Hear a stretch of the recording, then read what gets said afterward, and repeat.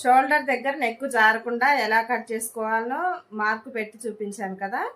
ఇప్పుడు కుట్టేటప్పుడే మళ్ళీ తర్వాత మనం ఏం చేసుకోయేది కాదు కదా. ఒక్కసారి షోల్డర్ ముందు పార్ట్ వెనక పార్ట్ జాయింట్ వేసాక ఎక్స్ట్రా ఉందా తక్కువ ఉందా, ఇంకా ఎక్స్ట్రా ఉంటే కొంచెం సెట్ చేసుకోవడానికి సరిపోద్ది.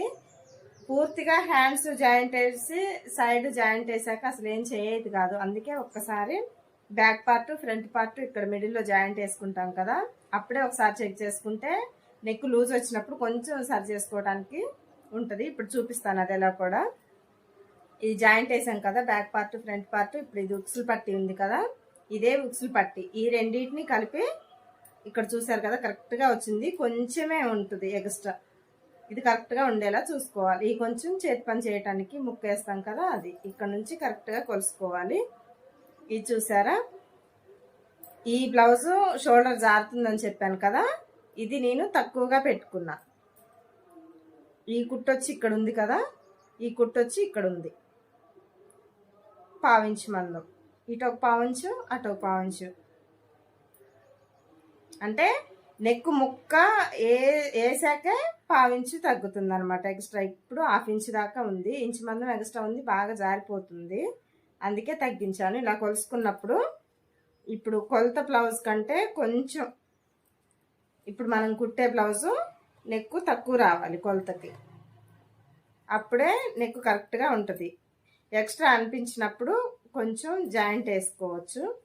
అదే పూర్తిగా కుట్టాక మనం కొలవాలంటే రాదు. చూసారా ఇంత బాగా జారిపోతుందని చెప్పాను కదా. ఇప్పుడు ఇది నెక్ ముక్క వేస్తాం కదా, ఆ ముక్క వేసినప్పుడు కొంచెం వెడల్పు వచ్చిద్ది, ఈ కొంచెం తగ్గిద్ది, అప్పుడు నెక్ పట్టినట్టు ఉంటుంది. అర్థమైంది కదా.